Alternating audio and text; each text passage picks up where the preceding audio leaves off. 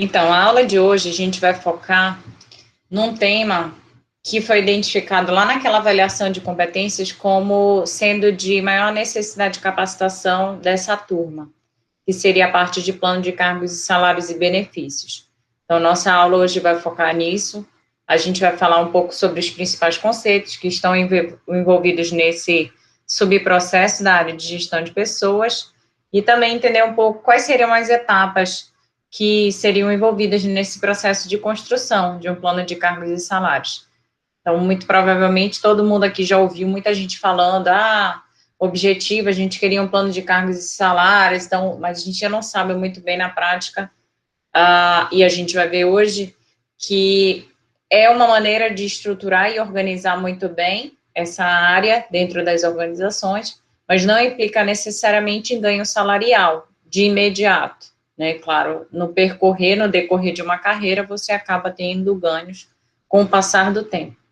Mas alguns critérios podem ser utilizados. Dentro do serviço público, por exemplo, é um pouco diferente da iniciativa privada, né? Então, no serviço público, ainda é muito considerado o tempo, o decorrer do tempo, a passagem do tempo como critério, por exemplo, para mudar de nível na carreira, não muda de cargo, porque não há mudança de cargo dentro do serviço público. Dentro dos órgãos privados, não, a gente tem uma mudança. Então, a gente sempre vai fazer esse tipo de comparação, para ficar bem claro para vocês, ok? Então, eu vou colocar aqui para compartilhar e vocês me confirmem, tá? Se vocês estão visualizando.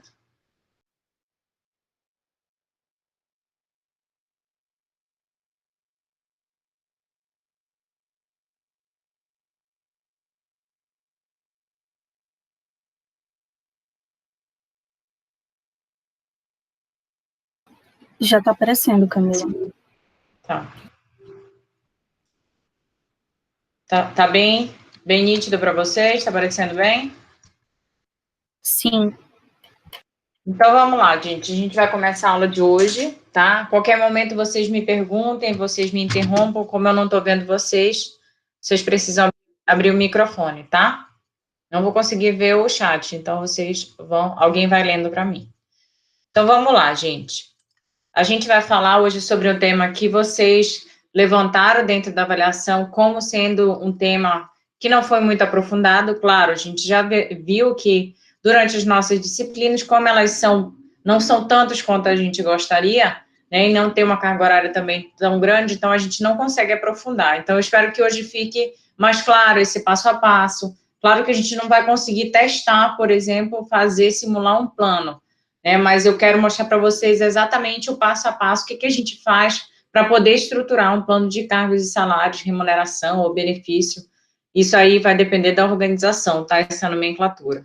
Mas, basicamente, você vai ter cargo, salário, remuneração e benefícios, que a gente vai ver que são conceitos diferentes. Então, a análise de cargos é tida como a pedra fundamental da gerência de recursos humanos, uma vez que as informações coletadas servem a inúmeras funções. Então, vocês vão ver que os dados coletados ou mapeados dentro de um plano de cargos e salários, ele pode subsidiar vários processos, dentre eles, recrutamento e seleção. Claro que eu vou precisar da descrição do cargo, do perfil daquele profissional, daquele cargo, para poder subsidiar e estruturar um processo seletivo, por exemplo, de maneira que eu consiga atrair um profissional mais próximo daquele perfil. Então, isso é uma utilização, uma função desse plano de cargos e salários. Outras é para treinamento e desenvolvimento. Imagina que eu tenho uma carreira que eu posso cumprir, eu tenho um cargo que eu estou almejando, eu tenho como estabelecer planos de treinamento ou mesmo buscar por conta própria o meu autodesenvolvimento para poder chegar no nível que é esperado para o próximo nível da minha carreira, por exemplo.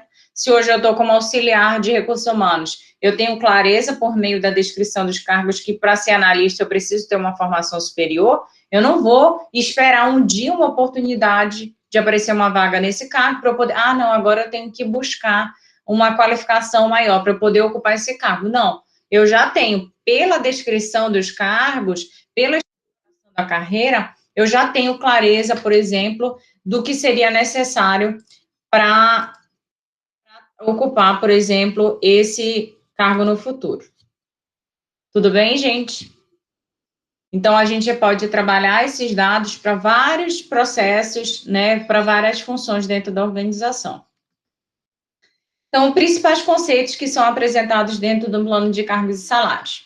O cargo, claro, seria uma composição de funções ou atividades equivalentes em relação às tarefas a serem desempenhadas, o qual é definido estrategicamente na busca da eficiência da minha organização.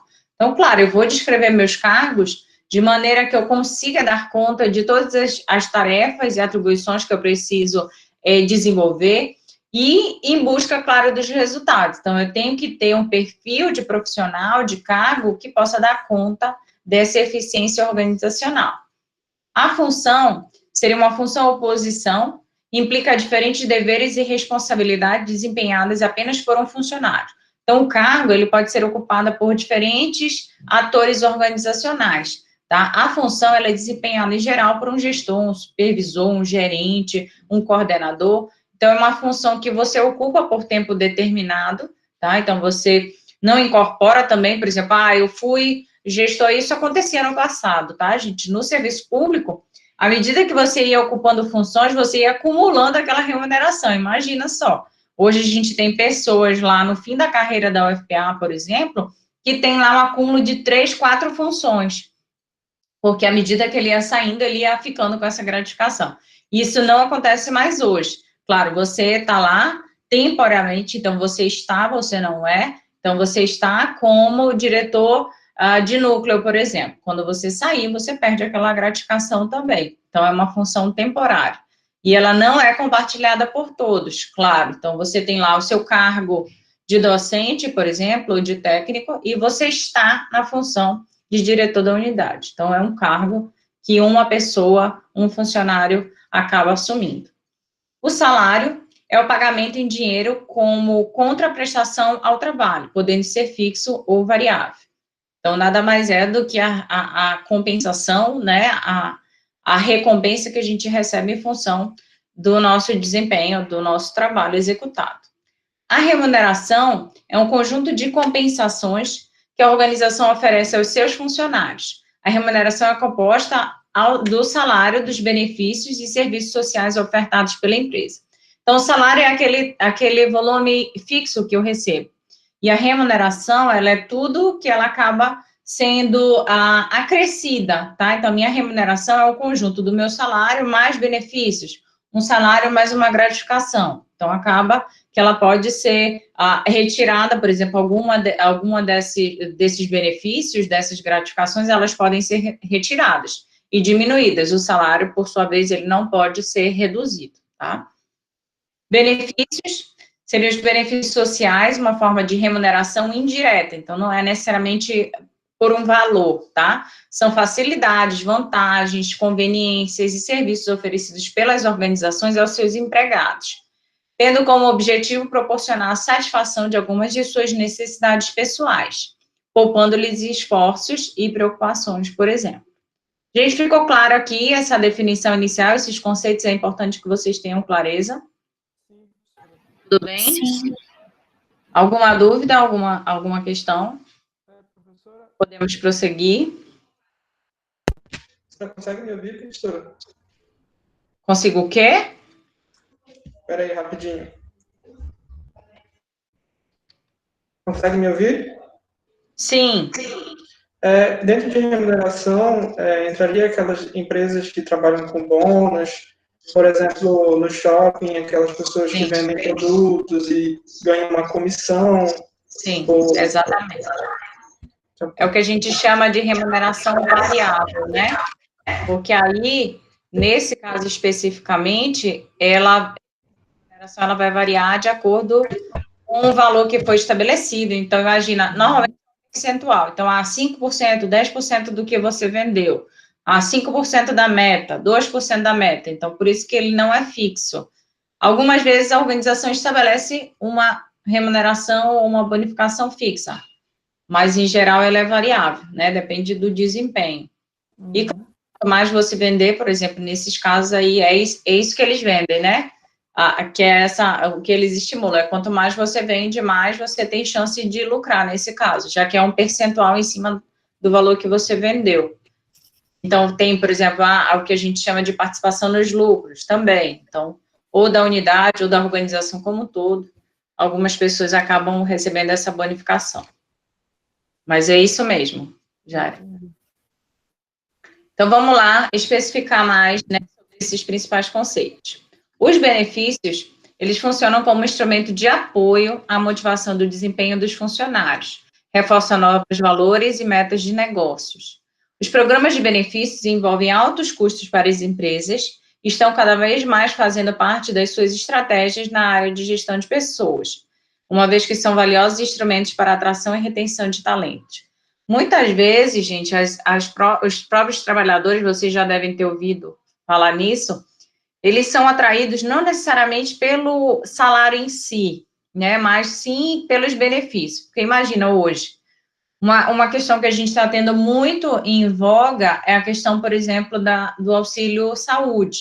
Então, a empresa que oferece hoje um plano de saúde que tenha uma boa qualidade, consiga abranger a família toda, por exemplo, acaba pagando um percentual muito menor quando é um plano corporativo. Imaginem vocês lá na época que eu trabalhava, na empresa privada, a gente acabava que pagava tipo R$60, que era descontado direto da folha. Então, eu poderia colocar marido, poderia colocar filhos, e com esse valor, então, independente, eu acho que era 32, então, para vocês terem uma ideia da mudança do valor, que é muito diferente. Então, isso se torna um benefício muito grande. Por quê?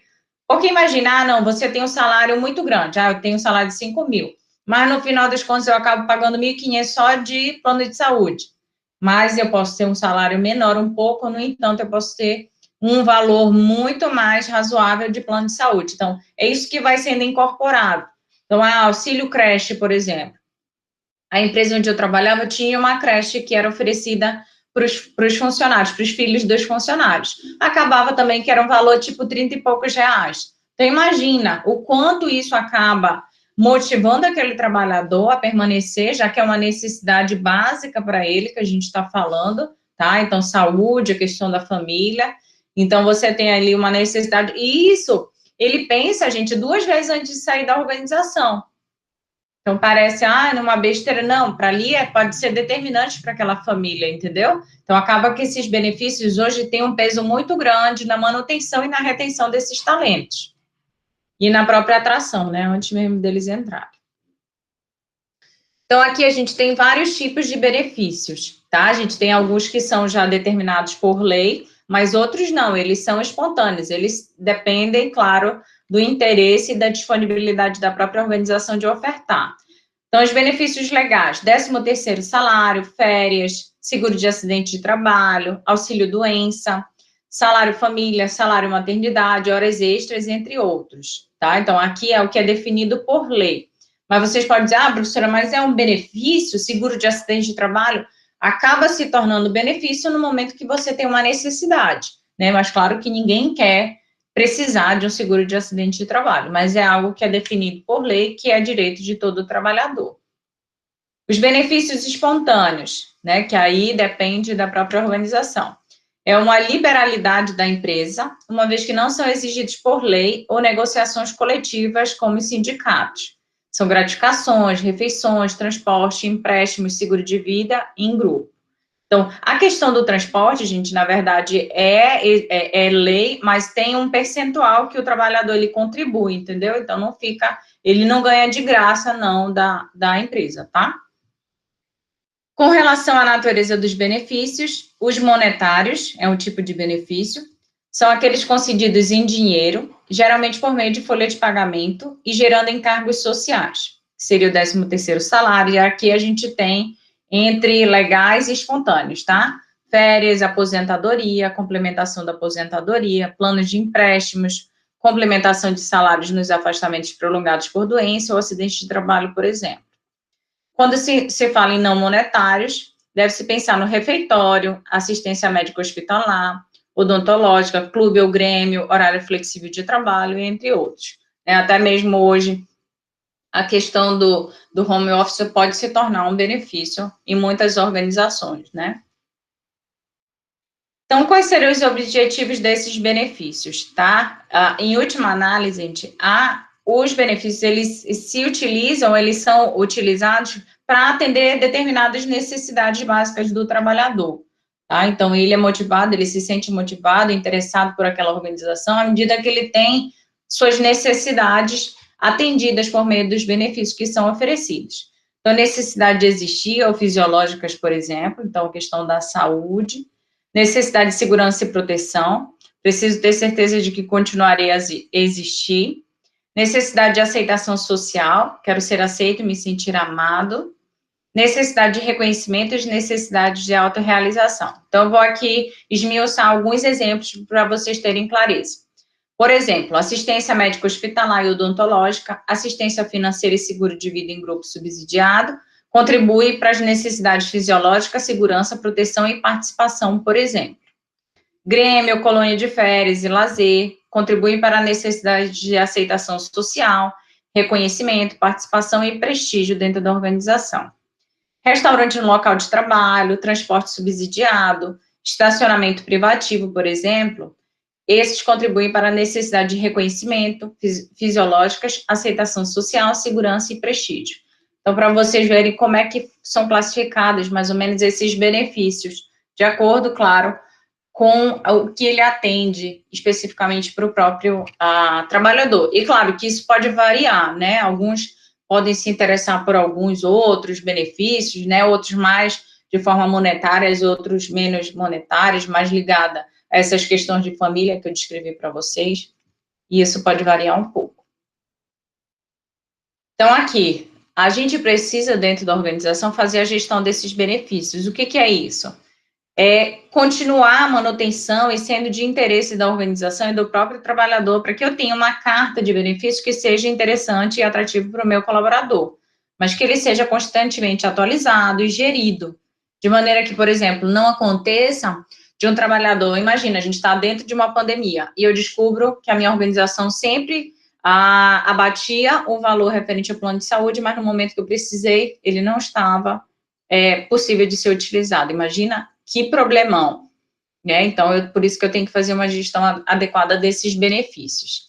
Atração, motivação e retenção de talentos são um dos principais objetivos dessa carta de benefícios. Os benefícios flexíveis estão sendo considerados pelos profissionais de recursos humanos das empresas adeptas ao pacote uma arma para atrair, reter e motivar talentos, por todos os elementos que eu já descrevi para vocês.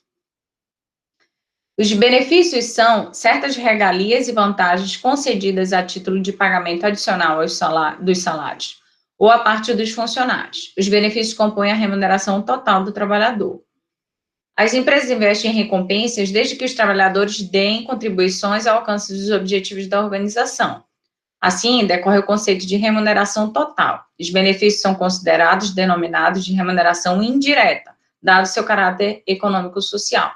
Então, não é um valor que eu recebo diretamente, mas eu sou beneficiada em função dessa regalia, desse benefício que está sendo concedido pela minha organização. Tudo bem, gente? Então, no passado, os benefícios estavam atrelados ao paternalismo. Hoje são um dos mecanismos que as organizações se utilizam a fim de atrair e manter talentos. Assim, benefícios estão ligados a sofisticadas estratégias de competição entre as organizações, uma nova percepção dos trabalhadores quanto à importância dos benefícios no somatório geral de sua remuneração. Então, como eu falei, às vezes a organização nem tem um salário tão atraente, se comparado, por exemplo, com a concorrente. No entanto, o seu rol de benefícios é muito mais atraente, né, e atende muito mais necessidades do trabalhador. Então, isso se torna um valor competitivo frente à concorrente. Então, hoje a gente tem, várias organizações têm diferentes benefícios que acabam oferecendo para os trabalhadores, tá? Então, hoje a gente fala em 14º, 15º salários, bônus mensal em dinheiro, distribuição de lucro, prêmios, viagens, títulos, cursos. Vocês veem muito, por exemplo, aquela Rinode, lá, aquela empresa, ela usa muito essa questão, tanto de dinheiro quanto de viagem. Então, eles dão muito, oferecem muito cruzeiros, né? Então, isso é um benefício que tem sido muito utilizado pelas organizações. Então, títulos, né? Então, a própria Rinode fala isso, não sei o que, prata, ouro, sei lá, né? Então, eles têm umas classificações assim.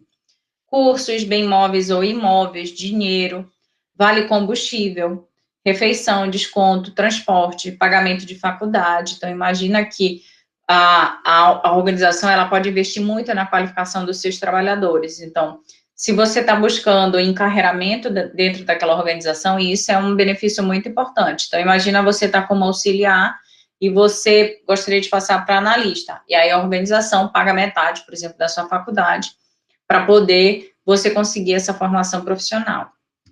Entre outros, né, que é essa PLR que eu falei para vocês, que é a participação nos lucros. Em geral, é uma vez ao ano, assim, no final do ano acaba tendo um percentual diante do lucro todo que a organização alcançou no ano. O conceito de cargo, que a gente já viu, é composto por um grupo de atividades e deveres relacionados. Eles devem ser claros e distintos no que se refere a outros cargos, para minimizar desentendimentos e conflitos e permitir que os funcionários identifiquem o que se espera deles. Então, a descrição dos cargos, gente, ela deve ser muito clara e ela deve se diferenciar bem dos demais. Para quê? Para não ter sobreposição de cargo. Então, eu estou executando a mesma atividade que a Evelyn. Eu e a Evelyn, a gente acaba que tem uma sobreposição de competências ou de atribuições. Então, isso aí é uma descrição de cargo inadequada, porque eu posso ter gente trabalhando demais em determinada área e outras áreas ficando à parte, né? Então, por isso é importante ter muita clareza. E, principalmente, que os funcionários, ao entrar, por exemplo, na organização, tenham muita clareza do que é esperado por eles, né? Então, o que eles são atribuições dele, o que eles precisam fazer dentro daquelas organizações. Então, por isso que é importante ser muito claro e bem distinto dos demais. Então, análise de cargos, que é esse processo todo de descrição, de definição, de estruturação dos cargos, é o processo de obtenção de informações sobre cargos, determinando deveres, tarefas ou atividades que eles desenvolvem. Implica uma investigação sistemática do cargo por meio de uma série de passos predeterminados. É preciso enfatizar que um dos importantes objetivos da moderna análise do trabalho é ajudar a organização a estabelecer as características do cargo e os requisitos para a seleção e o desempenho. A administração dos cargos e salários traz benefícios para os funcionários, organização e sociedade. São vários os fatores que condicionam os salários, né, determinando seus valores. Então, vocês podem perguntar, professora, mas como é que a gente vai definir da nossa cabeça quanto vai valer o salário de cada cargo? Não, a gente vai levar em consideração o quê?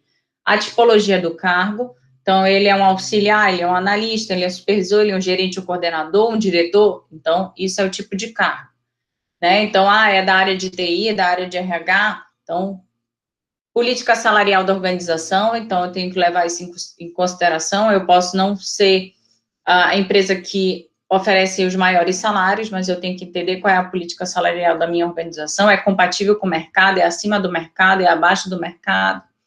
Capacidade financeira e desempenho geral da organização, claro. Se eu estou pensando em estruturar um plano de cargos e salários, e isso pode implicar em algum momento em reajuste, vocês vão ver que uma das etapas da estruturação de plano de cargos e salários é a análise de mercado. Que algumas vezes você tem indícios ali, sinais dentro da organização de que o seu salário e sua carta de benefícios não está sendo atraente para os trabalhadores. Então, é importante você ir ao mercado para entender o que as minhas concorrentes estão oferecendo em termos de salário e de benefícios.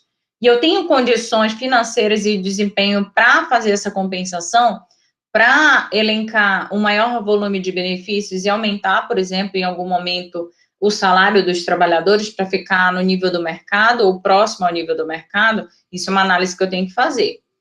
Situação do mercado de trabalho, então, ele está competitivo ou ele está... Então, há uma escassez muito grande daquele profissional, daquele cargo, ele está muito valorizado, então, eu tenho que entender a situação de mercado. A conjuntura econômica de maneira global, a legislação trabalhista e as negociações coletivas, então, não posso tirar da minha cabeça sem levar em consideração o que a legislação trabalhista determina e o que as negociações coletivas, né, de sindicato, que a categoria definiu, por exemplo, como piso salarial. Não posso dizer, a categoria do psicólogo definiu um piso salarial lá do salário mínimo, ou sei lá, de R$ 2.500, R$ 3.000, e eu vou oferecer abaixo. Eu não posso fazer isso, né, e os próprios sindicatos. Tudo bem, gente, até aqui, tá ficando claro? Alguma pergunta sobre que a gente viu até agora? Podemos prosseguir? Podemos, professora? Tem alguma pergunta, gente, até agora? Não, senhora. Tudo bem? Pode continuar. Tudo ótimo.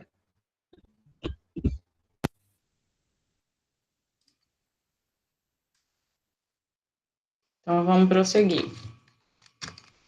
Então, aqui eu trouxe para vocês vão ver mais na frente também algumas descrições de cargo, mas aqui é o que a classificação brasileira de ocupações, ela define, por exemplo, para um analista de recursos humanos. Então, vocês estão vendo a descrição sumária, a formação e experiência e as condições gerais de exercício da profissão. Mas eu posso me guiar e estabelecer a minha própria descrição do cargo, tá? Mas eu tenho como ter um documento formalizado para poder subsidiar a descrição. Eu não posso propor uma descrição de cargo de analista de recursos humanos que nada tenha a ver, por exemplo, com a classificação brasileira de ocupação, gente. Então, administração de salários. Conceito, conjunto de normas de cargos e salários. Conjunto de normas e procedimentos que visam estabelecer ou manter estruturas de salários equitativas e justas nas organizações. Alguma pergunta, gente? Não. Tá. O objetivo da administração de cargos e salários é o estabelecimento de bases para uma justa e equilibrada gestão entre o valor da contribuição, ou seja, do cargo, das competências, e o salário recebido. Equilíbrio esse tanto interno, cada cargo frente aos demais cargos ou competências frente às demais competências, e externo, relação entre os valores dos cargos da organização com o mercado. Então, é importante, gente, que eu tenha um equilíbrio dentro da minha própria organização. Por quê? Porque eu acabo gerando problemas internos. Imagina que eu tenho lá 3 profissionais da minha organização que trabalham como analistas. Só que eu vejo nitidamente que hoje, se eles estão nesse cargo, foi por meio do tempo, não necessariamente porque eles se qualificaram ou melhoraram a qualidade do trabalho deles, né? Então, acabo que eu tenho um critério, e aí acabo que algumas vezes eu contrato um analista de recursos humanos de fora, e aí eu tenho que ter clareza de que eu não posso tratar ele de forma diferente, porque ele veio, porque ele tem mais experiência, porque ele tem uma experiência internacional, porque tem uma qualificação diferenciada, eu não posso colocar ele no mesmo nível, porque caso contrário eu vou ter um problema interno de desmotivação, de insatisfação, né, e aí uma própria rejeição àquele trabalhador que está entrando. Mas isso acontece algumas vezes, que é eu contrato alguém de fora, no mesmo nível, no mesmo cargo, mas eu acabo dando alguma compensação salarial, em função de alguma diferença que ele tenha em termos de qualificação, de competência. Só que eu acabo tendo um problema interno em função disso, tá? Então, é importante eu ter essa equidade, esse equilíbrio interno. E externo, de maneira que ele seja próximo ou compatível com o que o mercado está oferecendo. Senão, gente, eu vou ter um problema muito grande para conseguir manter e reter aquele profissional. Aí eu vou lá, qualifico, preparo, treino, e aí no final, numa oportunidade, a minha concorrência pega aquele trabalhador. Então, quando a empresa possui um sistema de cargos e salários, torna-se muito mais fácil para os funcionários compreenderem as regras do jogo, das práticas salariais, pois existem critérios claros para a determinação de valor do seu trabalho, para os aumentos salariais, movimentação, promoção e carreira. Isso é um ponto muito importante, gente, do plano de cargos e salários, que é deixar claro para todo mundo que para assumir um cargo, por exemplo, de liderança, eu preciso ter aquele perfil, eu preciso ter aquela qualificação, porque senão fica aquele jogo de afinidade política, tudo muito pessoal, o que gera um problema muito grande internamente, porque você está ali se dedicando há anos e, de repente, uma pessoa que está há pouco tempo, mas tem maior afinidade, acaba sendo promovido. Então, nada tem a ver com critério de competência, pode não ter a ver com critério de competência. Então, se você tem os critérios muito claros e você dá publicidade disso dentro da organização, todo mundo vai ter clareza de por que a Evelyn foi promovida e a Camila não foi promovida. Por que o Jairo subiu o nível da carreira dele e a Camila ficou retida. Então, ganhou um aumento salarial e o outro não ganhou. Então, isso, o plano de cargos e salários deixa todas essas regras muito bem claras para o trabalhador, o que evita desmotivação ou até mesmo questionamentos das decisões administrativas que foram tomadas.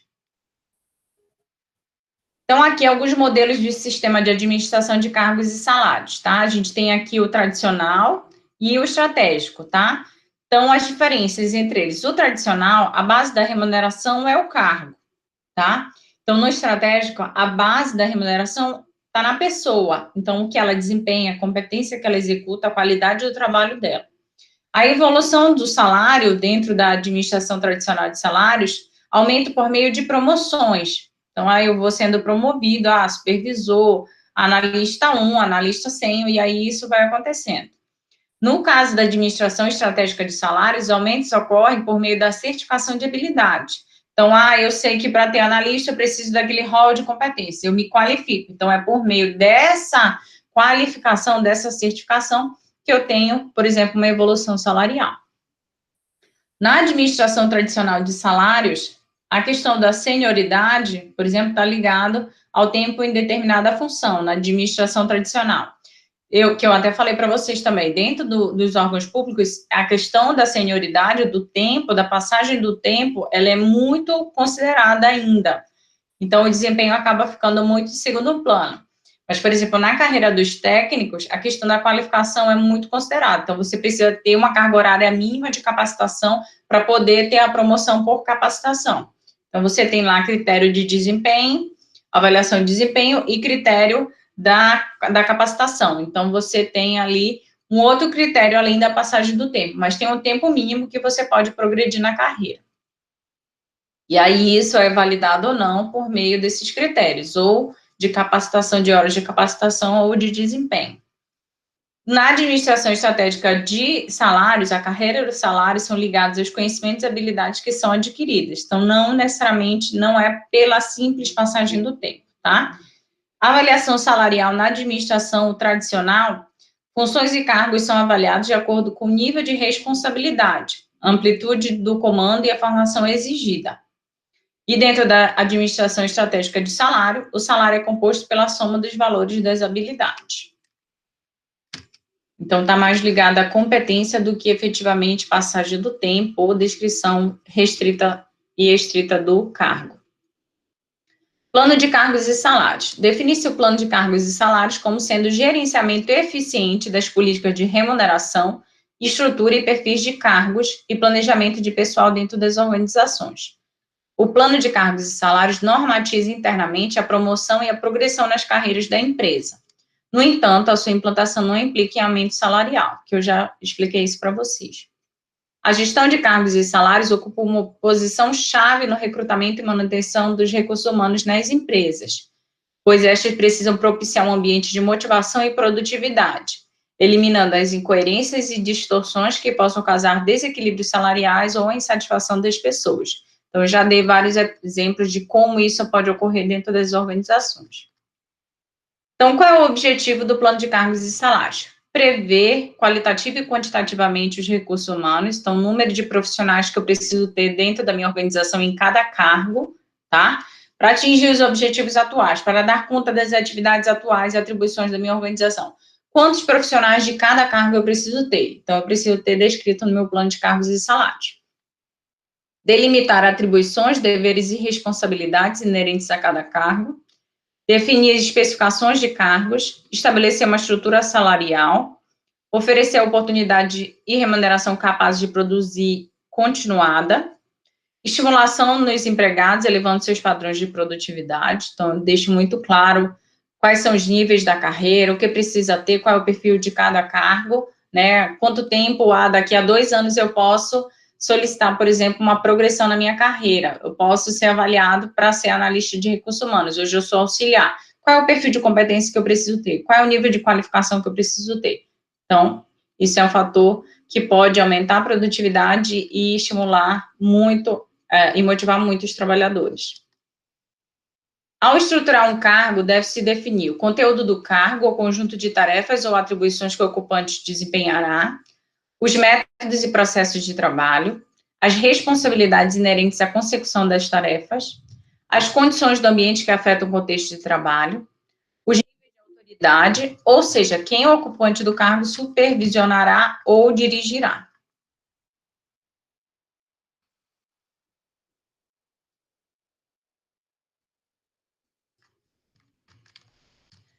Então, aqui, para uma descrição e análise de cargos, tá? Então, a gente vai definir o que faz esse profissional, quais são as tarefas e atividades que ele vai executar, quando faz, qual é a periodicidade, diária, semanal, mensal, anual, esporádica, como faz, através de pessoas, máquinas, equipamentos, materiais, dados e informações, quem faz, local e ambiente de trabalho, e por que faz, quais são os objetivos do cargo, metas e resultados a atingir.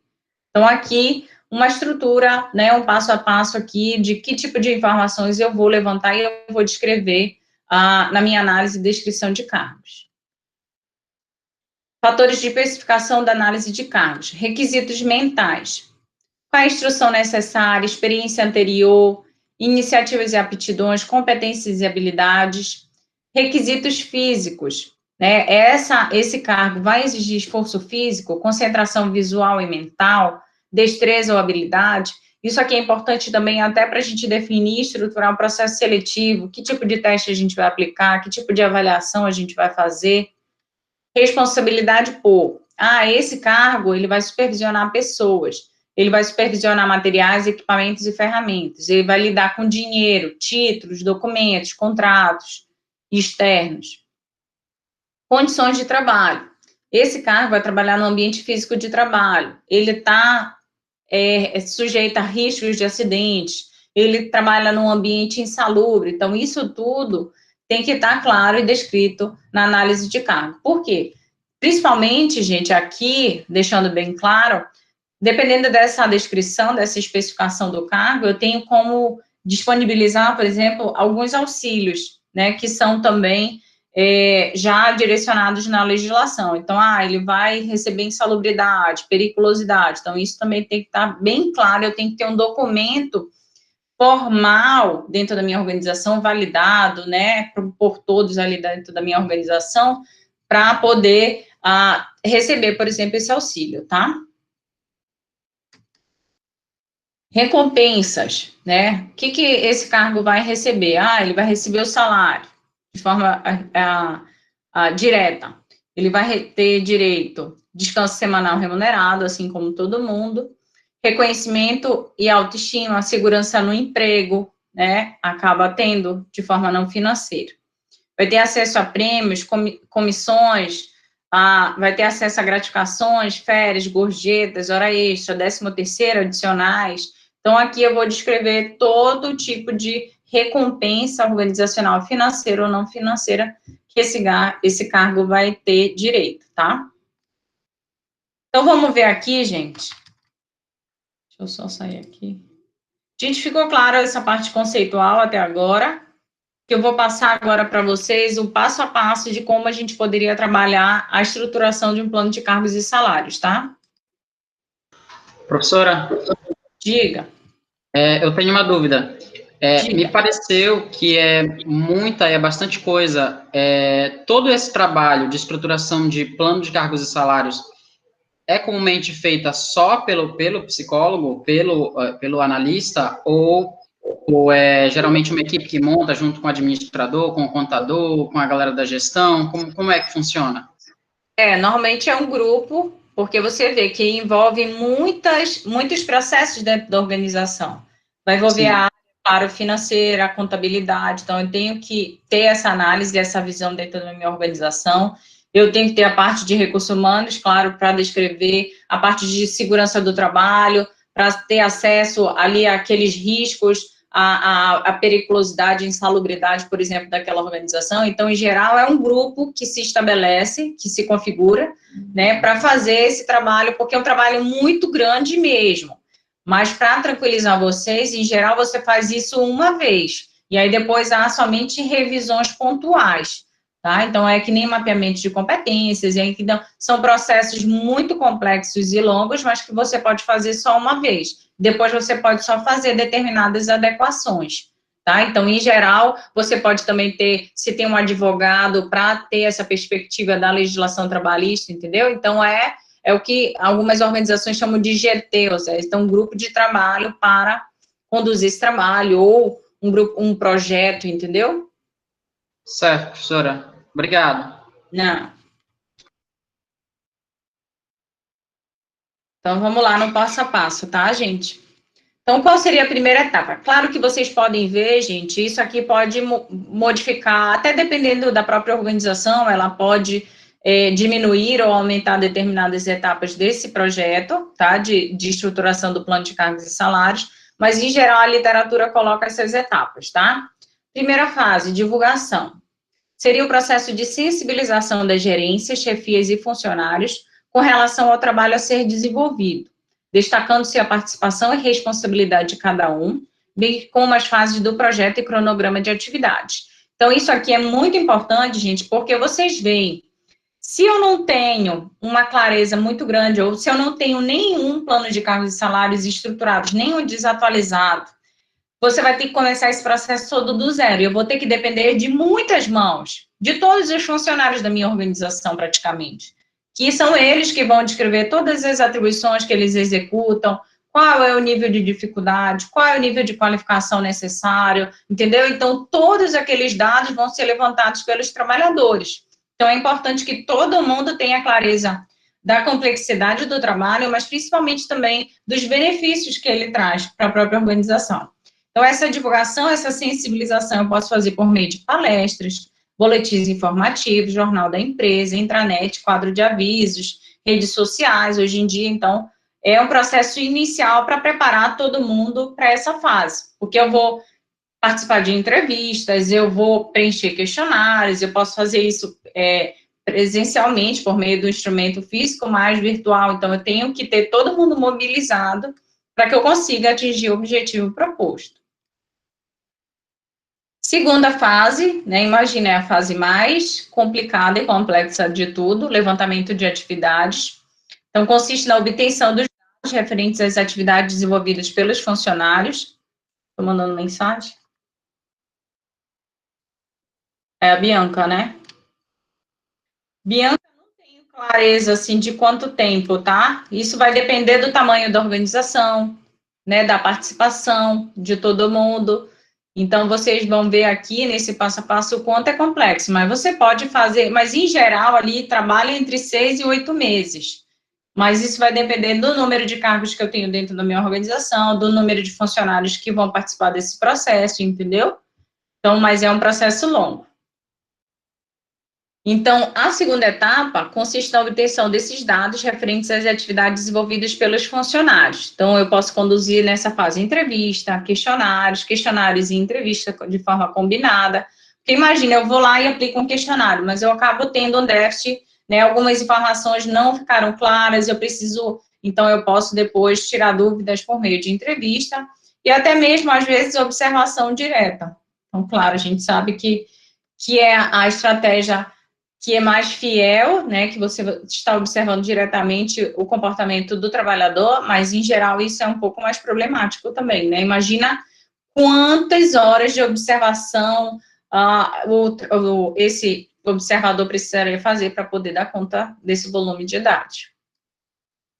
Então, aqui o modelo de questionário. Então, sumário dos deveres. Escreva com suas próprias palavras tudo aquilo que você faz.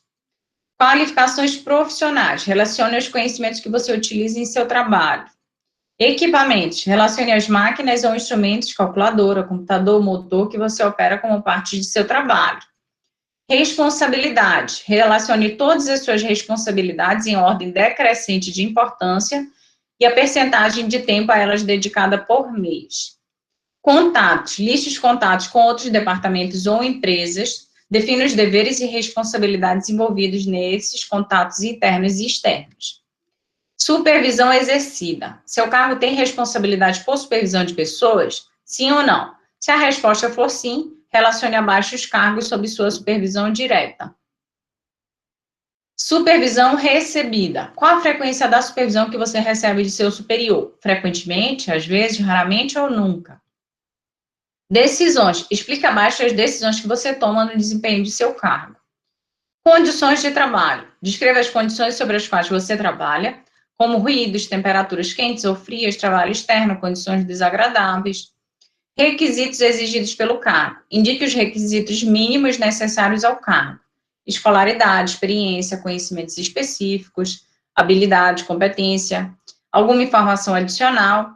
então, que não foi incluída nos itens anteriores, alguma observação. Então, aqui é só um modelo que, claro, a organização, a depender do volume de dados que ela vai levantar, ou da especificidade que ela vai trabalhar, ela pode incluir mais ou diminuir esse questionário. Terceira e quarta fase, análise e identificação de cargos. Análise e identificação de cargos é o processo de verificação e análise das atividades executadas, ou seja, é nessa fase onde juntamos ou separamos as atividades dos cargos.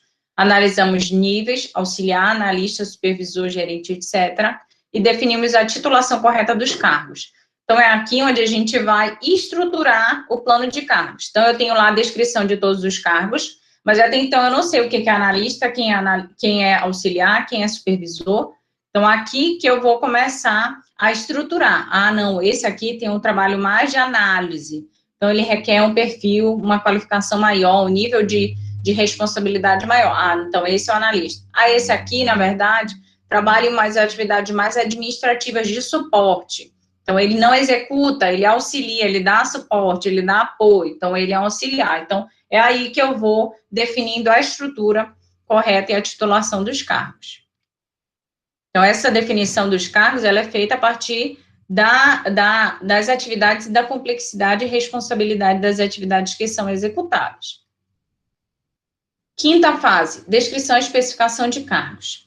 É o relato organizado e factual de deveres e responsabilidade de um cargo específico.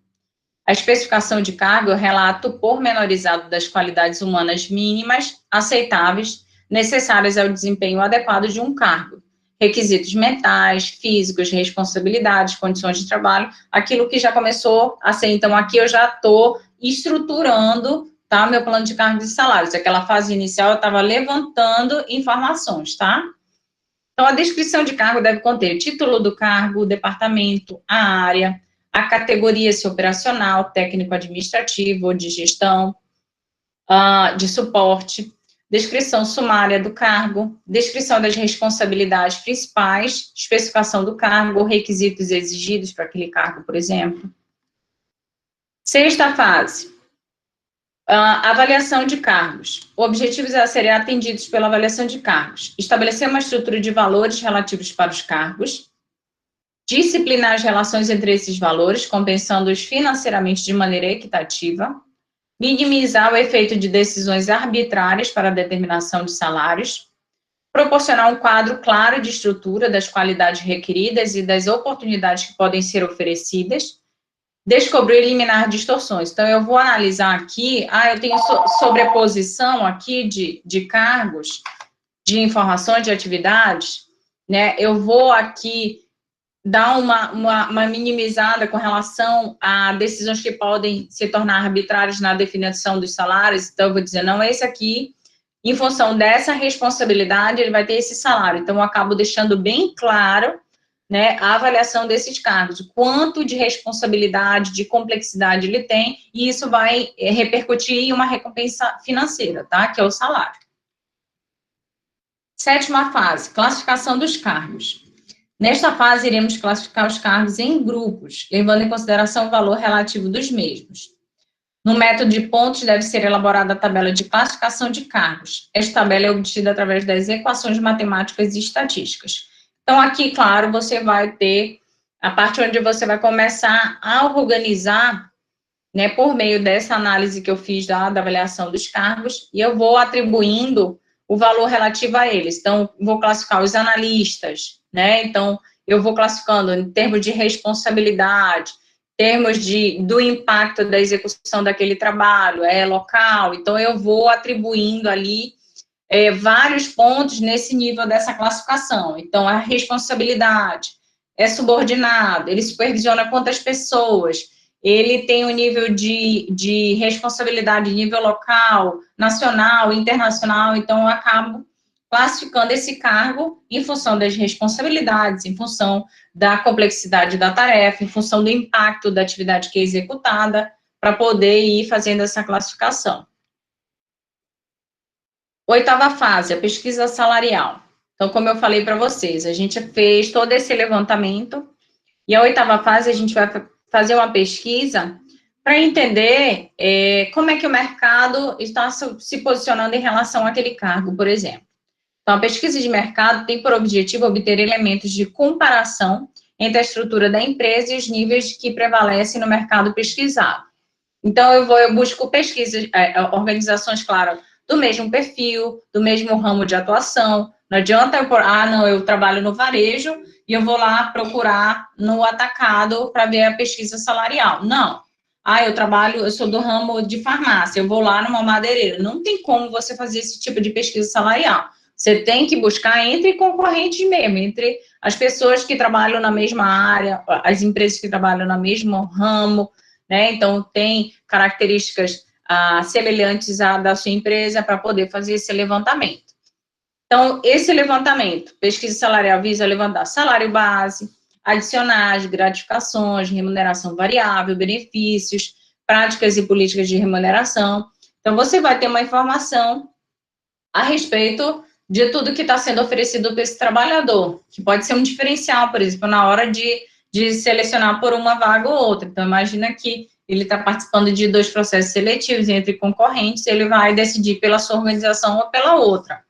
Aí vocês podem me perguntar, mas professora, meu concorrente vai querer informar isso? Isso é uma informação que ele vai repassar? Claro que você não vai ter esse tipo de informação lá no site da organização, gente. Você acaba que, por trabalhar em determinadas áreas, começa a ter, né, algumas relações por profissionais da mesma área. Então, você acaba, por uma afinidade profissional ali, não olhando como concorrente, mas você tem esse tipo de informação. Ou, às vezes, você tem um infiltrado, né? Pode se infiltrar mesmo, pedir para levantar esse tipo de informação. Quando não tem como obter de forma mais formalizada, né? Você pode pedir, por exemplo, por um trabalhador da empresa participar de um processo seletivo, alguma coisa nesse sentido. Nona fase, estabelecimento da estrutura salarial. Comparação efetiva dos salários, ajuste dos dados através de regressão, estabelecimento de política de remuneração, estabelecimento de faixas salariais. Então, dentro aqui os analistas têm essa faixa de salários, auxiliares. Então, eu não tenho uma distorção entre analista de recursos humanos e analista de TI, por exemplo, tá? Então, eu tenho que ter faixas salariais. E a 10ª fase seria a simulação de custo para implementação.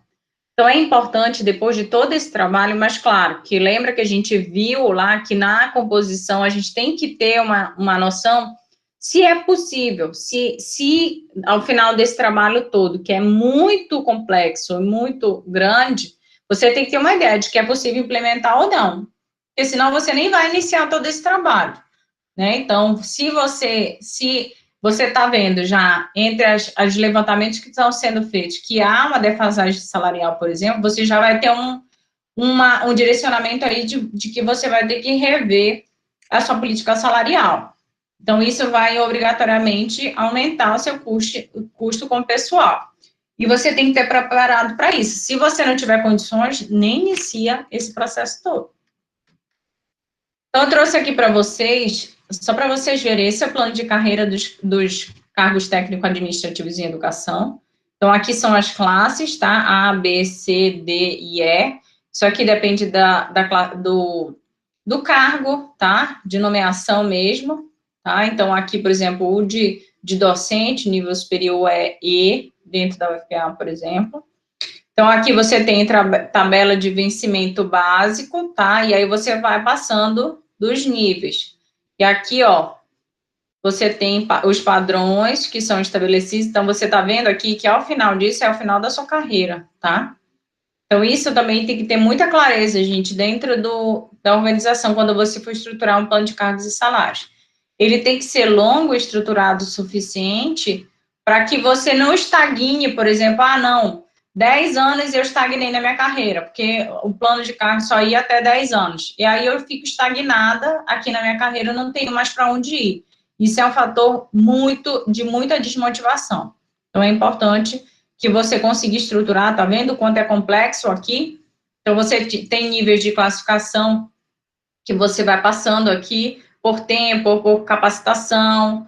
Então, você vai de um nível para o outro, né, com o passar do tempo, mas você também tem outras exigências em termos de classificação, de avaliação de desempenho. Olha aqui, no quadro, o nível, o primeiro algarismo corresponde ao nível de capacitação. Então, aqui, 1, 2, 3, 4, aqui, até aqui. Os dois algarismos seguintes correspondem ao padrão de vencimento dos níveis acima de 1 a 16.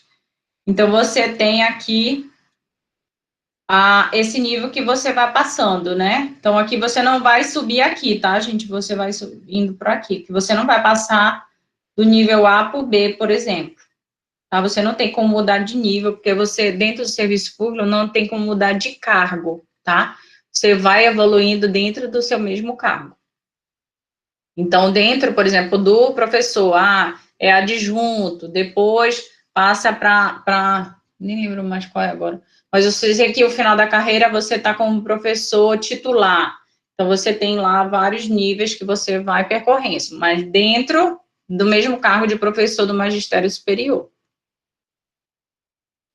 Aqui, vários outros modelos que a gente consegue visualizar, tá, gente, que são, claro que isso tudo vai depender da estrutura da organização, tá, gente? Pode ser bem mais simples, né, mas pode ser mais complexo, como vocês viram lá do técnico administrativo. Então, aqui eu tenho o diretor de TI, por exemplo, que é o cargo máximo de CEO. Então, de 0 a 2 anos dentro da organização, ele recebe isso, ao final, né, mais de 15 anos, ele tem um salário que vai entre 18 e 25. Mas eu tenho que ter clareza, gente, que em cada nível desse eu vou ter o quê? Critérios que vão ser estabelecidos para poder fazer essa passagem do tempo. Então, aqui vai ser levado em consideração o tempo de serviço, mas o quê? Qualificação profissional. Então, isso tudo tem que estar claro em cada nível desse, tá? Então, aqui eu tenho todos os cargos e aqui a remuneração com o passar da carreira, tá? Eu posso ter, por exemplo, gerente de TI, aqui não muda de nomenclatura, mas eu posso ter 1, 2, 3, que aí seria essa passagem do tempo aqui dessa classificação, tá? Aqui, por exemplo, eu tenho recepcionista, aqui eu tenho nível, tá? Então, júnior, eu entro, sempre você entra no júnior. Então, eu tenho aqui quantidade de funcionários nessa categoria, 10. Qual é o salário? Tá, 700. Isso daqui é antigo, tá? Então, 700. Então, total por nível. Então, eu tenho o custo, tá, de cada cargo para minha organização. O pleno, eu tenho que ter no máximo 2 na minha organização. Eu não posso também, gente, promover todo mundo vai para pleno, porque isso vai ter um impacto muito grande na minha folha de pagamento, tá? Então, isso tudo tem que ser muito bem planejado, que não, alguém daqui saiu, sênior, um pleno foi promovido para sênior, sim, aí eu abri uma vaga. Então, eu sempre estou girando dentro do mesmo custo que eu tenho da minha organização, tá? Então, isso é importante. Aqui também, tá? Para vocês verem alguns modelos, tá? Tudo bem, gente? Alguma dúvida? Não? Então, vamos lá. Eu vou mostrar para vocês quatro casezinhos, tá? Para a gente analisar de forma conjunta. Claro, tendo a ver com o assunto que a gente está trabalhando agora. Estudando agora. Fica ruim visualizar desse jeito, gente? Tá pequeno? Tá bom. Dá para ver Não, tá bom, professora. Tá. Pra mim dá pra ver. Tá. Então, eu vou ler para vocês e aí vocês se manifestem, quem quiser comentar, tá? Para a gente analisar em conjunto. Um órgão da administração pública acaba de passar por um processo de reestruturação. Seu organograma foi modificado, as atividades foram ampliadas e, consequentemente, com elas também aumentaram as responsabilidades do órgão. Para seguir com a sua missão e visão, obteve autorização do governo para realizar concurso público. Os cargos ofertados eram, em sua maioria, técnicos especializados. Após a realização do concurso e a admissão dos técnicos, observou-se que os candidatos, embora recém-contratados, começaram a pedir exoneração, alegando ou que foram aprovados em outros concursos de instituições com salários e ou benefícios maiores que a mesma, ou que prefeririam trabalhar como autônomos elaborando projetos técnicos na área. Na sua visão sobre a situação, o que estava acontecendo? Quais as providências a serem tomadas pelos dirigentes para evitar a fuga dos novos servidores? O que você acha? O que vocês acham? porque os novos contratados estavam pedindo para sair. Porque, como fala, ele acabou de passar por um processo de reestruturação e aumentar as responsabilidades e provavelmente não aumentou os benefícios ou o salário de forma contingente. Então, não seria interessante estar realizando mais atividades para receber menos do que o mercado oferece. Muito bem. Então, numa questão dessa, qual seria a nossa estratégia? Revisar o plano de cargos e salários. Muito Mudar bem. a remuneração, mudar o salário, mudar os benefícios de forma contingente, né? De forma igual. Muito bem. Uhum. Algum comentário mais, gente? Todo mundo concorda com o Jairo? Só para dizer que, no caso...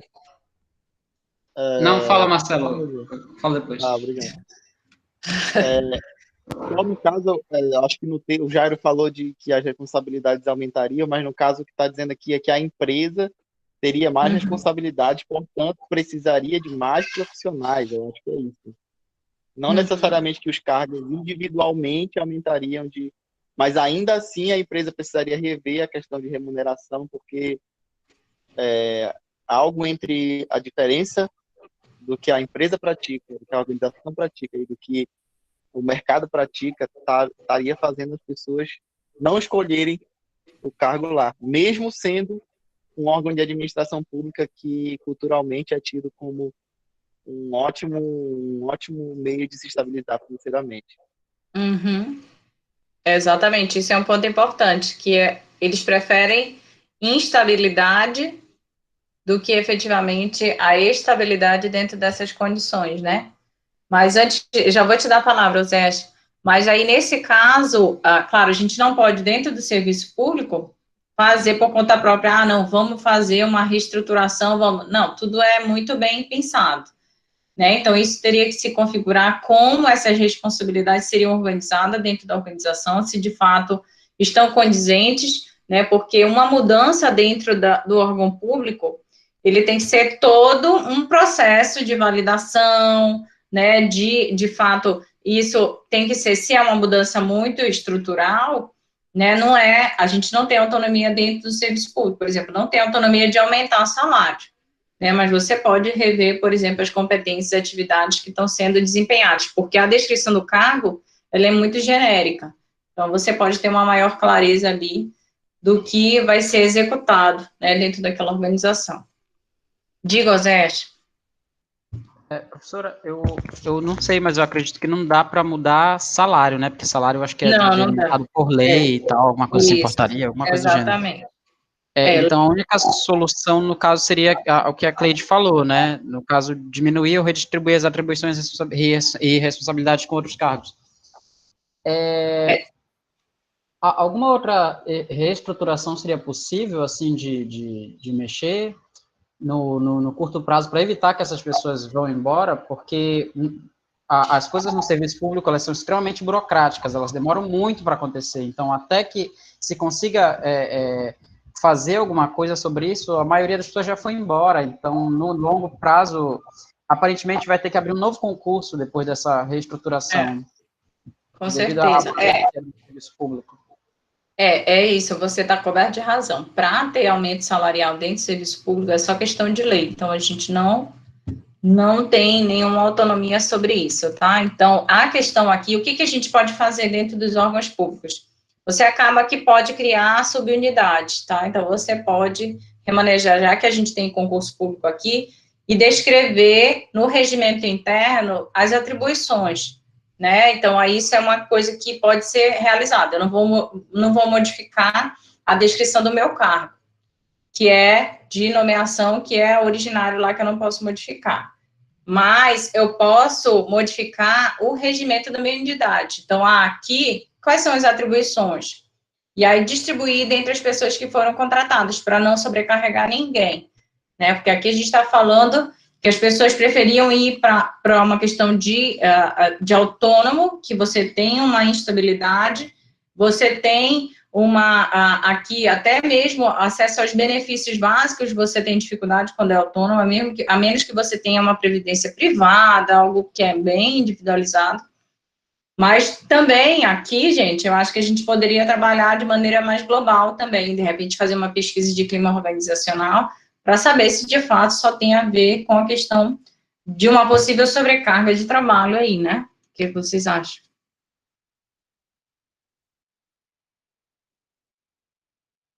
Porque se eu aumentei meu trabalho, mas eu tive a oportunidade de aumentar meu número de servidores, tem que ter mais clareza, né, se de fato está relacionado às atribuições que serão desempenhadas, ao volume dessas atribuições, ou algum outro motivo que a gente não teve informação ainda, né?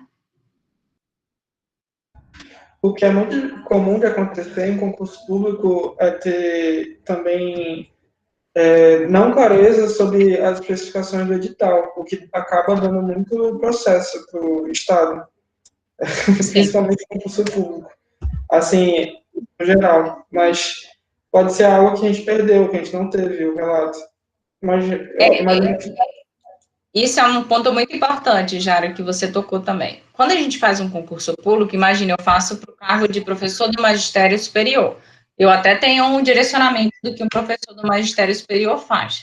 Mas imagina que um técnico em laboratório, ou sei lá, menos ainda, um auxiliar administrativo.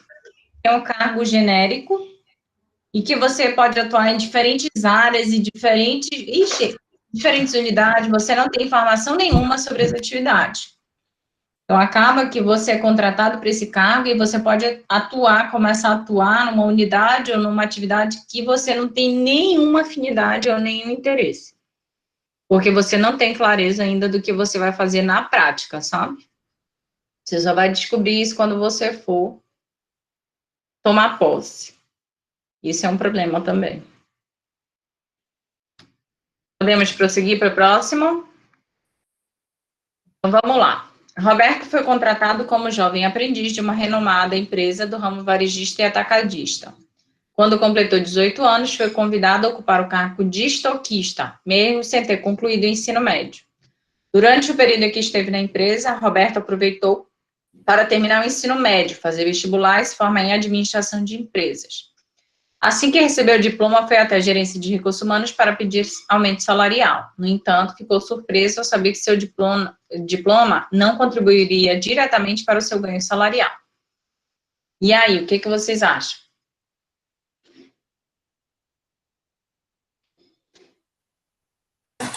Ele poderia ganhar um bônus por conta da melhoria, no caso do nível dele, né, de instrução. Nesse caso, poderia ser analisado um bônus para ele. Pois é, assim, isso é uma questão, gente, que às vezes é altamente técnica e acaba não sendo muito motivadora, assim, sabe? Porque imagine o seguinte, estamos sob controle do quê? Da descrição do cargo de estoquista. Se lá na descrição do cargo de estoquista diz que ele não precisa necessariamente ter nível superior, então, na verdade, ele está uma qualificação acima do cargo que ele está ocupando, entende? Então, ele não precisaria ter essa qualificação toda. Então, infelizmente, muitas organizações pensam de maneira bem prática mesmo nisso. Claro que numa organização onde tem uma gestão efetiva de recursos humanos, iria estimular essa qualificação e até mesmo avaliá-lo, por exemplo, para uma promoção, né, para uma mudança de cargo, não necessariamente aumento salarial, porque ele está naquele mesmo cargo e ele já tem o nível de qualificação exigido, tá? Mas eu mesmo passei por isso dentro da empresa onde eu trabalhava, eu tinha o nível superior, que era exigido para trabalhar como psicóloga, né, organizacional, só que quando eu fiz mestrado, eles não tinham nenhum interesse que eu fizesse mestrado. Por quê? Porque na prática, para lá, isso não tinha impacto nenhum para eles, sabe? Então, não era interessante para eles. Então, a questão de, até eu tive dificuldade inicialmente para me liberar para o mestrado, porque eles não achavam que era uma qualificação relevante. Porque ali eu não ia, na opinião deles, tá? Da aula, não precisaria desse nível de qualificação, bastaria o nível que eu tinha. Então, isso implica algumas vezes até de não liberar, de não estimular, porque eu já tinha o perfil de qualificação exigido. Então, depende, claro, do perfil de gestão de pessoas que você tem dentro da sua organização. Tudo bem? Algum comentário, alguma pergunta? Professora, nesse caso, ele teria que voltar da primeira casa, né? Ele poderia enviar um currículo para outro cargo, se fosse ofertado, e aí Participar sim de processo interno. Isso.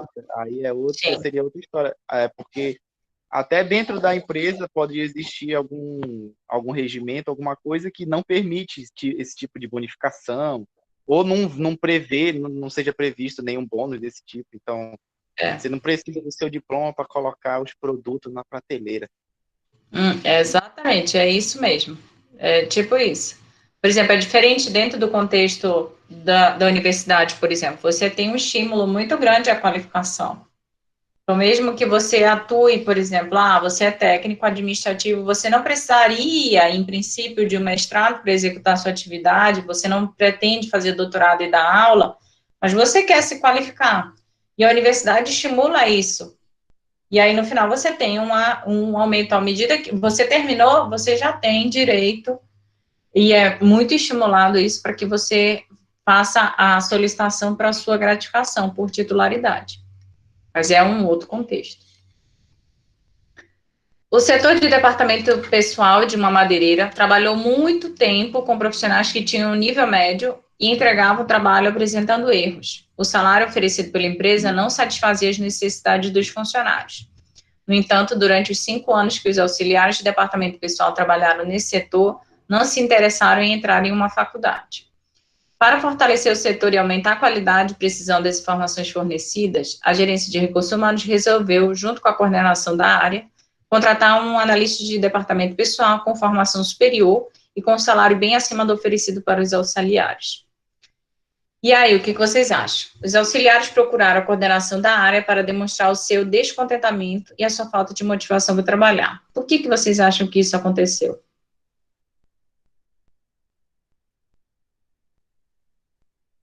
Eles tinham algum tipo de incentivo no plano de cargos e salários para fazerem uma faculdade, por exemplo? Eles recebiam alguma coisa a mais? Não, lembra que quando a gente tem um plano de cargos e salários, eu dou publicidade, né, a todo o meu perfil de carreira, né, de qualificação que é exigido para o nível. Mas, em princípio, aqui, eu teria, assim, eles não subiram, apesar do tempo de casa, eles continuaram como auxiliar de departamento pessoal. Porque para ser analista de departamento pessoal era exigido uma formação superior. Só que as pessoas estavam lá trabalhando há muitos anos, mas tendo o mesmo nível, e eles têm clareza. Por isso a importância do plano de cargos e salários que eu comentei lá no início, da publicidade dessas informações. Porque aí você tem clareza do que você precisa ter para poder subir na sua carreira. Mas mesmo sabendo disso, eles não buscaram uma formação superior. Vocês acham que eles tinham direito a estar descontentes e desmotivados? Eu acho que a questão não é muito direito, porque mesmo eles, se fosse minha opinião pessoal, que eles não têm direito de ter, mesmo assim eles têm. Então, eles terem direito ou não influencia nessa questão. Eu acho que seria mais interessante para a empresa, logo nos primeiros anos, ter esse estímulo, seja com campanhas, seja com o gestor diretamente falando isso para os funcionários, estimulando eles a cursarem o ensino superior, seja presencialmente, ou seja, à distância, para que eles pudessem ter seus próprios profissionais qualificados logo quando eles começassem a ter esses erros que foram apresentados. Porque se a equipe não está dando nenhum tipo de benefício para a empresa, das duas uma. Ou ela é qualificada, ou ela é demitida. Ela é desligada da empresa. Sim. Acho que o mais interessante seria qualificá-la. Muito tempo atrás. E se não fosse de interesse dos trabalhadores? Fazer um novo processo seletivo. Porque não adianta ter uma parte da empresa que não traz nenhum tipo de benefício para a empresa. Uhum. E os outros, gente? Alguém discorda ou concorda com o Jairo?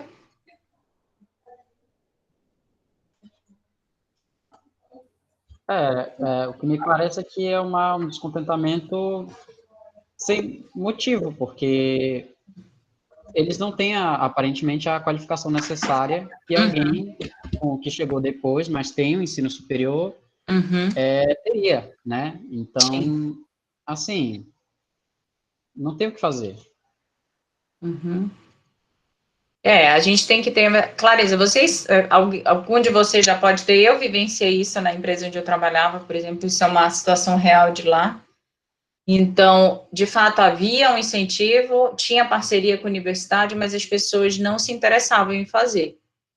Então, por inúmeros motivos, tá, gente? Às vezes tem uma criança pequena, tem que trabalhar, tem que estudar à noite, né? Então, trabalho o dia inteiro, tem que estudar à noite, não é fácil.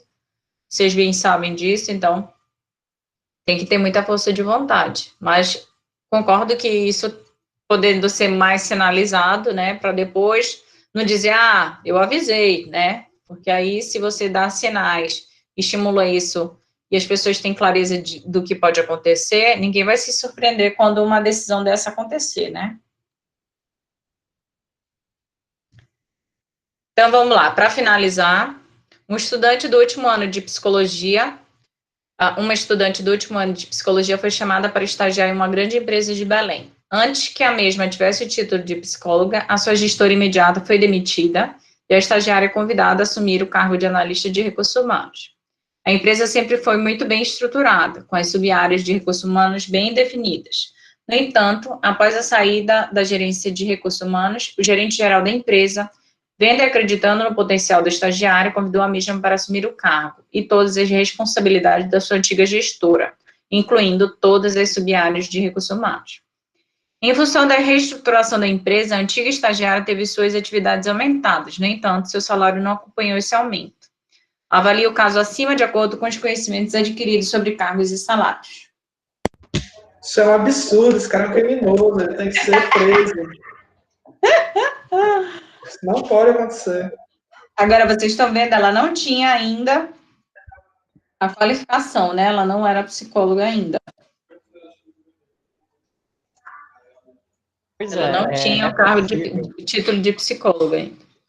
É possível que a antiga gestora, não defendendo o grande empresário, mas é possível que a antiga gestora, ela tivesse algumas qualificações a mais, né? Que ela não fosse só psicóloga, por exemplo, pode ser que ela tivesse um tempo de experiência a mais, algumas outras qualificações, que a psicóloga que está terminando o seu curso de psicologia não tem. Então, assim, isso aí justifica um pouco a diferença salarial da antiga psicóloga para a nova psicóloga, né? Que nem a formação completa de psicologia tem. Agora, essa questão de ela continuar ganhando o mesmo salário de estagiária e para assumir um cargo de gestão grande como ela está assumindo agora, realmente é problemático. Isso é a história da minha vida, tá? Essa daí aconteceu comigo. Professor, na verdade. dizer que Meu Deus! Esse cara tá brincando por causa disso. Esse grande empresário aí, ele estava se utilizando do sonho do universitário desempregado para usufruir ainda mais da mais-valia. Isso é um absurdo. É isso mesmo. Mas isso são situações reais, tá, gente? Só a última que é minha, as outras são da empresa também. Muito bem, gente. Ficou claro o assunto que a gente tinha para trabalhar hoje. Sim, eu sei que a gente tem depois, meu Deus, quanto um volume muito grande de trabalho, né, nessa área. Também, depois que você tem um plano de cargos e salários bem estruturado, você está vendo que muita coisa pode ser feita, subsidiado por esse plano, né, e muitos problemas organizacionais tradicionais, como os que a gente apontou agora, eles podem ser sanados, né, porque essas informações todas podem ser compartilhadas, dado publicidade, e aí você tem situações que acabam não gerando injustiça, porque todo mundo tem clareza da qualificação necessária, das atribuições e de tudo mais. E aí tira também só da empresa a responsabilidade pelo seu encarreiramento, pelo seu desenvolvimento profissional, né, gente? Quando você tem um plano de cargos e salários claro, transparente para todo mundo, você, por conta própria, pode tomar, né, a sua trilha para poder promover o seu autodesenvolvimento, que é muito importante também. Tudo bem, gente? Alguma pergunta, algum comentário? Não, professora, mas eu gostei muito da aula, porque também era uma das minhas necessidades, essa aula, que eu coloquei lá na pesquisa. E eu gostei muito, esclareceu bastante coisa. Ficou bem mais claro várias questões que estavam meio abertas. Maravilha. Muito obrigada, gente. Então, a gente vai terminar a aula de hoje, tá? Amanhã temos aula assíncrona de novo. Ontem eu compartilhei também com vocês. E as nossas aulas, vocês viram, né? Vão terminar terça-feira que vem, com a apresentação dos vídeos. As instruções todas estão lá na nossa sala virtual. E aí vocês podem ir tirando dúvidas se ainda ficarem alguma dúvida, tá? Na terça-feira, quero todo mundo com pipoca, que eu vou estar com pipoca só assistindo o vídeo de vocês aqui, ok? Gente, nos vemos ao vivo na quinta-feira. A gente vai ter aula de dimensionamento da força de trabalho. Também foi uma necessidade apontada na nossa avaliação. Então, o Rocha vem de novo para conversar de maneira bem prática com a gente sobre esse assunto, ok? Então, beijos para todos. Fiquei muito feliz que mesmo num dia facultativo, que não é feriado, tá? Mas como a gente está correndo contra o tempo, eu fiquei muito feliz de todos estarem aqui, ok? Beijos para todos.